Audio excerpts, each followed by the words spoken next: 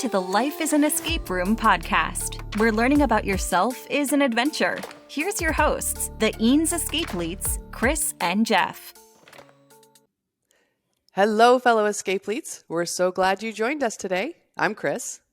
And I'm Jeff, and we'd like to welcome Becca Martin. Hello, Becca. Hey, thanks for having me. Absolutely. Welcome, Becca. Can you tell us a little bit about yourself?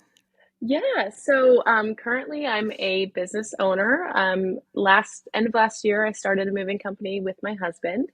And so far we've expanded from moving, and now we do cleaning as well. And we're looking to expand in the Greenville, South Carolina area. So that's been really fun. But before that exciting, moving entrepreneurship, I actually worked at an escape room for almost 5 years. And that kind of paved my way through college and grew my love and interest for escape rooms. And that's kind of how we met as well. So that is kind of my most interesting fact when I tell people is that I used to work in an escape room, and that's the coolest thing about me, I think. Well, and you love playing games too, which is awesome. Yes. Over the last 5 years or so, I started with zero experience when I worked my first escape room. And from there, I think I'm maybe 150 or so. I haven't played one in a while, but the love definitely grew very quickly. I think 2020 was the most amount that I played in 1 year. And it's addicting, as you guys you might relate. You play one or two and then 800 later. No. But I've really enjoyed just being able to learn from that experience. I think of all the jobs I've had in the past, this working at an escape room in the company I worked for, as you guys are aware, I grew the most and had the most learning experience, even more so than even some of my college classes. So I really enjoyed that. Oh, well, go ahead and put in a plug for the company, because, they have one of the top, I can't remember. I know it's in the top 100, but it's got to be higher up. Yeah. I know that in the top 100, there are maybe 70 or 80 escape artists, Greenville. But they're in my top 5 for sure. I mean, I'm a little biased, but they have a special place in my heart.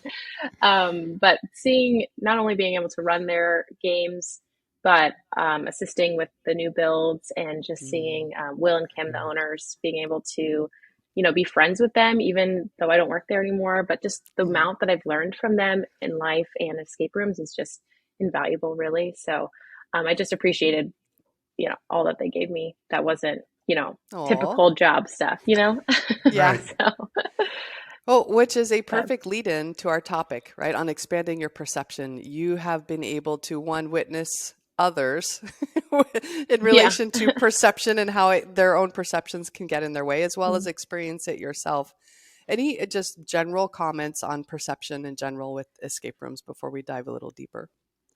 Yeah, I think when we were kind of discussing this topic initially, I thought about escape rooms in perception. And in every room that I've played, you can be playing a room one way, and then you realize, oh, I'm looking at this completely different.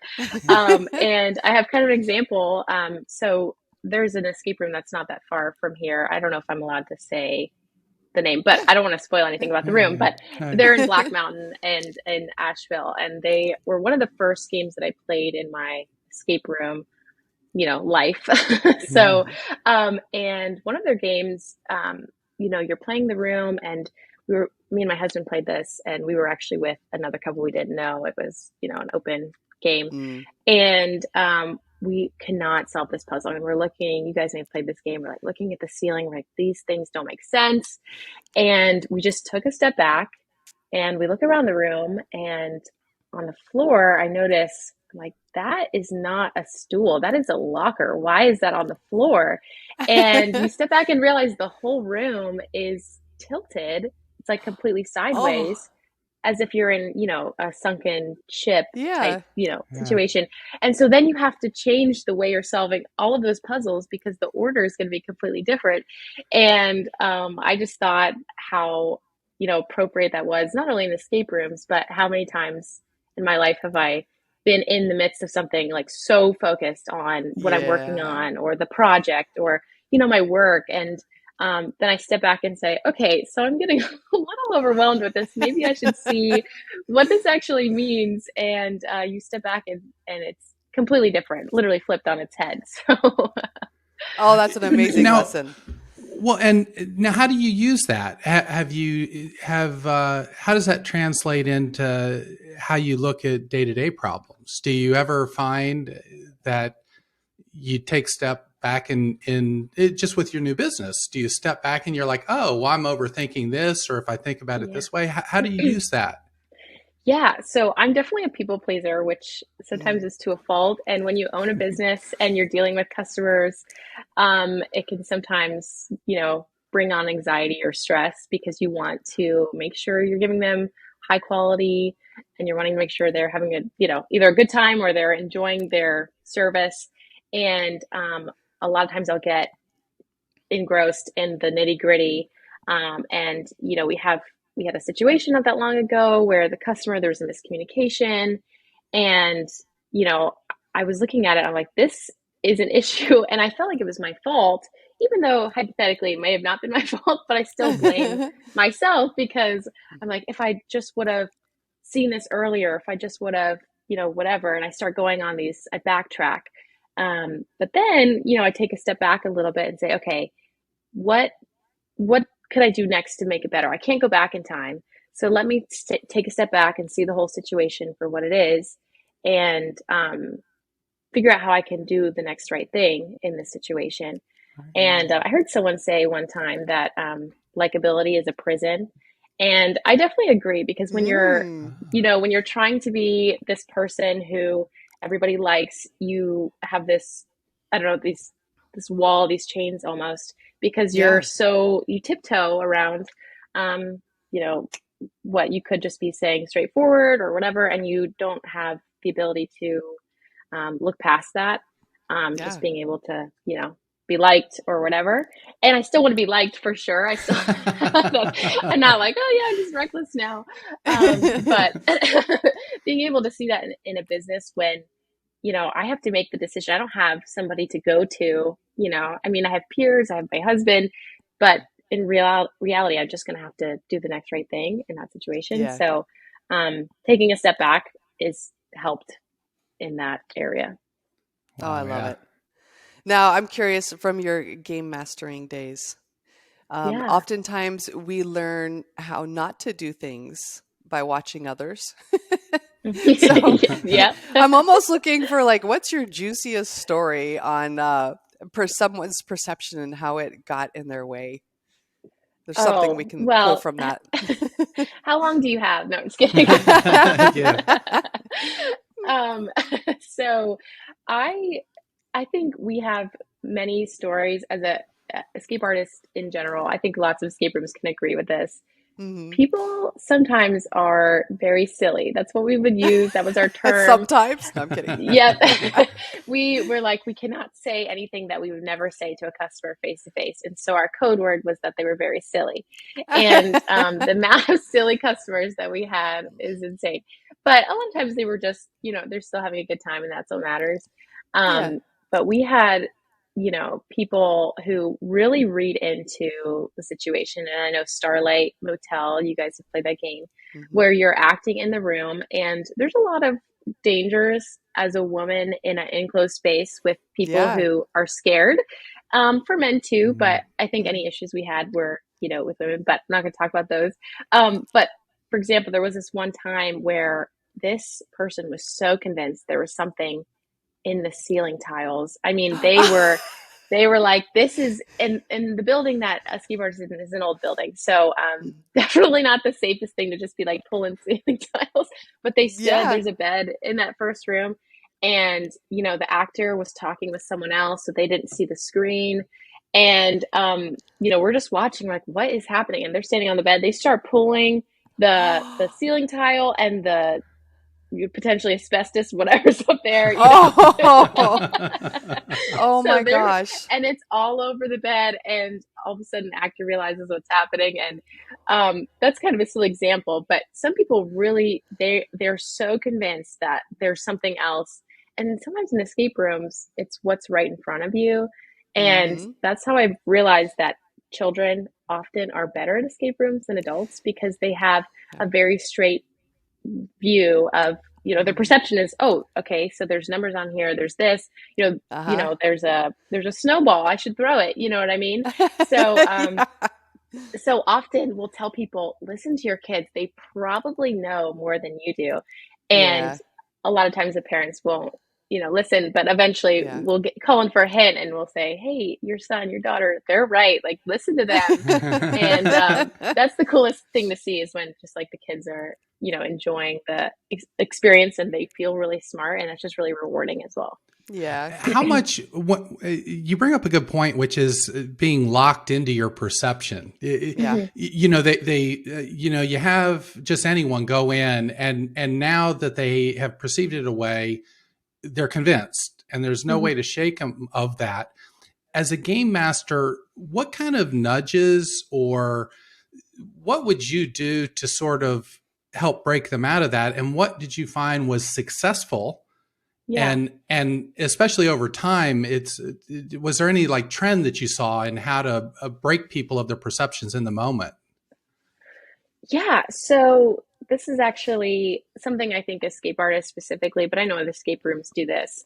But I think they specialize in making it the best experience for the customer. So if you're playing in an escape room and you're not doing too well, there are ways that we can maneuver the game, manipulate things to make it so that you are the one who feels like you've complete as the player, not the Right. game guide. And it's never Right. about us, it's about Right. their experience, and that's Mm-hmm. what's the most rewarding as a game master. And so, there's behind the scenes ways of, okay, so maybe we help them solve this a little bit, but they don't know that we're helping them solve it, or we're not explicitly calling them and saying, here's a hint. There's also in character ways that I think, again, Escape Artist does. I'm just their biggest fan. They do a good job with that. There's, you call in as a character and you make it sound very, it's a nudge, it's not really a Yeah. hint, but a lot of times then they're like, oh, and to them, they feel like they've solved that or completed that. And that's really Mm-hmm. what's important. Same with, we have a really high escape rate for a lot of our rooms. And I say we, like I'm still there, I miss it, but You're there in they have a high spirit. escape room. I am, yeah. I'm veteran. But they often, we want people to get out. It's not about, Yeah. oh, this is the most challenging experience. It's only the best Yeah. people are, it's, did you have fun? Did you feel smart? And Yes. you're going to come back because you had fun, you feel smart, you want to have fun and feel smart again. So, Right. and I think that's a good business model as well, but just being able to make it about them and not, about you as a game guide, because you're not, Yeah. smarter than them or better, because I've played those rooms before for the first time and I was not, as in tune to escape rooms. And the more you do, the better you get. But Yeah. I just enjoyed having people, have that realization. They're like, oh, and the light bulb goes off. And it's just really, I've said before, really rewarding. Yeah. I Well, love I like that. And, I like, yeah. yeah. And how that translates into the real world with nudging others, right? Because like if we're trying to change someone else's perception on something and you go at them straight at it, you need to think of it this way. That's not going to work, right? And less fulfilling, Yeah, for them. less You bring up a fulfilling, good too. point. It's Yeah. like, yeah. So kind of nudge them through different ways. Like I could almost see like you with your customers, or us with each other, or just people with team members or leaders. Think about their experience and think about different ways that you can nudge them along to where they need to be. I love that. Yeah. Something I feel like I've learned and I'm still learning is that it's not about me in life. You have a situation and, like I mentioned, like you get really stressed or anxious about whatever's going on. And when you step back and realize it's actually not about me, this person, if I'm dealing with a client or a customer and they, maybe they're a little bit annoying or maybe they're high maintenance. It's actually not about me. They, for example, with moving, it's one of the most stressful moments in someone's Yes. life. And oftentimes, it could just relate to moving to a new place, but a lot of times there's uncertainty. It could be related to, something like divorce or a new job, or there's a lot of Yeah. loneliness that involves in that. And so I'm trying to be that person who's here for them. I might be the first person they talk to in South Carolina, and I wanted that to be a good experience. And it's not about my day that's happening. Maybe they're calling it 8 p.m. on a Friday night, and I'm still going to be there for them, But I think that relates to escape room and in life in general. Oh, absolutely. And there's something earlier you mentioned too, because we know Escape Artist had several scary rooms. Yes. So you have experience, and it's funny because we talk about perception as reality. Jeff and I see them as escape room experiences, not scary. So we enjoy, right? We have fun where we can see that other people really get into, I'm about to be attacked by a serial killer kind of mentality. Yeah. So I can see how you helping people through those emotional experiences, because that's how they're perceiving it, right, has also probably translated into one, amazing customer service with the moving company. Like you just said, people going through emotional situations. I'm sure it's helped with your empathy as well. And then I can also see how that translates into, helping with employees and bosses and other relationships. I think how Escape Artists is run, it's a team, and even though you are a game guide of one room, there are going to be many situations where you might be running a few rooms at once, or maintaining, somebody else's room because something happened. I mean, things happen, and when you are trying to curate a game to each group, there's not going to be any perfect experience. I mean, it's not going to be a normal day. There's never a normal day at Escape Artist. So you might be running to do an outro to get people out of getting murdered, and also trying to have people, have a good Christmas or whatever it might be. And I think when you realize that you're working as a team and you work together, that has helped me in, even though I kind of work alone, but I do have a team under me that are face to face with these customers every day. And it's not their fault if something happens. Unfortunately, it's like all of our faults, and we work together. Just like at Escape Artists, you wouldn't blame one person. It's okay. When you reset, there's someone who resets the game, and then the next person also has to check over the reset, because if there's a problem, it's both those persons, fault in that scenario. And so I think that's been very helpful for me to just learn how to work in a team, and how it's important to, it's not just about what is happening in my room, it's also theirs as well. Yeah.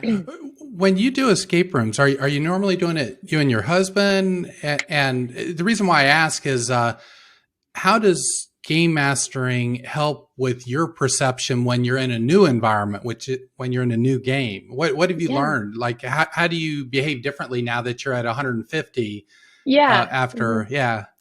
So most of my escape rooms I've actually played with my coworkers at the time. And only recently have I been able to convince my husband to do some of these rooms with me. And he's really upset. He's only played good games, which is good because it'll be someone I recommend, who I trust. And so he only has like the highest, he's spoiled is what you're saying. Yeah, he's spoiled, that's for sure. But I think 150 versus one, and you guys probably can relate to this too, seeing as you've done, a million times more than I have, is that you know what to look for. I mean, there's often rooms that I've played that I'm like, I have never seen this puzzle before, and you really appreciate that.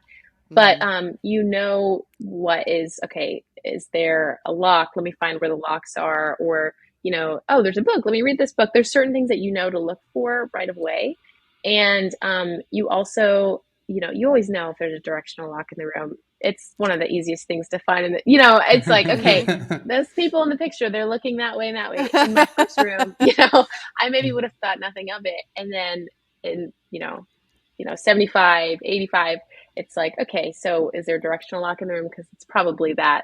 And I also think you are okay with making mistakes, because I don't feel pressure in escape rooms. I don't care about asking for help. I'm happy to. I want Yeah. to get out, right? I want to have a good time. And so Yeah. if I don't know, I'm like, great, I don't know. Let them, give me some assistance because I want to move forward with this. And Garrett, my husband, and I actually played, we went on an anniversary trip and played a room in Mhm. Paris. Ooh, And cool. unfortunately, there was a little miscommunication, and the intro was in French, even though we requested English. And Oh. if you know anything about me, is that my French is I took it in college, but it's very rusty at this point. Uh-huh. And my husband knows zero French, and so we're standing there trying to listen to this intro, and we're so focused. And I'm just like waiting, and my husband's just waiting for it to sound like she's asking a question.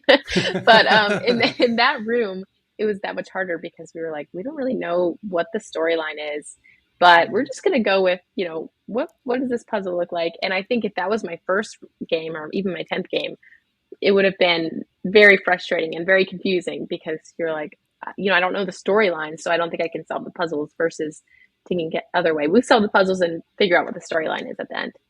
Oh, Yeah. you know what? I just had a really interesting thought on that. Uh, it kind of translates to when you're giving new people instructions. It's like you think you're giving instructions in English. Mm-hmm. And the reality of it is the people that are hearing the message, they might be hearing French. Yeah. And it makes it harder on them. But as we get more resilient, we're like, well, okay, it was in French. We're not Mm-hmm. going to sweat it. But yeah, no, that's a very interesting thing on perception is your perception of giving good direction might not really be that. So yeah, that's an Yeah. interesting And example the on that. the amount of times that I had given, rules, we have like photos that we go by and we point Uh-huh. to.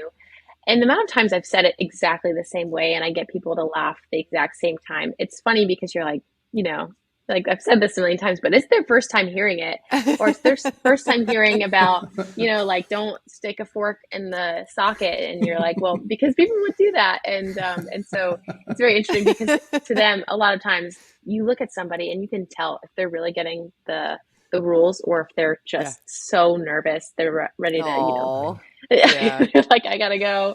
They get really scared because it's like it's not a scary experience, but I can tell Yeah. this is a new language for you, and you're not Yeah. really, informed of what's going to happen. Oh. Well, I hate to get we're towards the end here. This has been so fun. But before we Yeah. get to your final piece of advice, let's give you like a 60-second plug on your businesses. So how do people get a hold of you? What can you offer them? That kind of thing. Yeah, so Greenville Moving Company and Greenville Cleaning, as I mentioned, we've started and we're looking to expand. We're looking to have storage options for people. And Mm. in the Greenville, when you're moving, there's a ton of different services that you would need. And so we're looking to one day have all or most of those services for you. So we're a growing company for sure. But our goal is to change the stereotype of movers. I don't know if you guys used movers Mm. before, but Yeah. oftentimes you're not really sure who's going to show up at your door. You're not sure if you can always trust them. Unfortunately, that's just the reality of moving. And so the people that we hire from, who we're hiring, people that we trust personally in our homes so that you can trust them in your home as well. Mm. Our company seeks to be a completely green company. So if you use our Oh. packing services, we actually use reusable totes that we Oh. give you free of charge.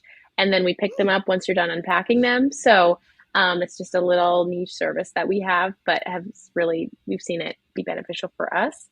And again, cleaning is connected with moving, but we do any type of clean, residential, commercial, Airbnbs, and that's been growing as well. And you can find us on Instagram, Facebook, any social media at Greenville Moving or greenvillemovingcompany.com. Mm. Yeah, that's more than 60 Awesome. Cool. seconds, maybe, but yeah. Oh, That's great. perfect. Yeah. So what's your final piece of advice for people out there from your escape room experience, from perception? What would you give Yeah. people advice on? I think something I've already said in our conversation, but doing the next right thing. I had a professor tell me that my freshman year when I was very overwhelmed. I played collegiate soccer and was, in over my head with credits, and I worked full time. And so I was just not okay. And I remember her telling us about, her experience and just, having the strength to do the next right thing. And sometimes that's in a more serious moment in life when you're overwhelmed, just taking a breath. What's the next right thing I can do? But it applies to escape rooms too, because sometimes I'm at a puzzle and I'm like, I don't really know how to do this. I'm going to maybe come back to this. If it's not a linear game, a lot of times you can do that. And it's like, what's the next right thing I could do? And sometimes I might be asking for help. And, metaphorically and, literally in an escape room. And I just think that's helped me get through kind of the stress and the growing pains of a business. Is, okay, what's the next right thing I can do? Maybe I write a checklist or a to-do list that day so that I, don't get overwhelmed of, okay, how many things am I trying to remember? But if I just work on doing the next right thing, I'm able to accomplish, all of my goals. Excellent. Yeah. Oh, I love it. Oh, thank you so much for joining us today, Becca. Yeah, thank you guys for having me. This was really fun. Want to learn more about the Eanes Escapeletes, buy the book, or read the blog? Visit lifeisinescaperoom.com.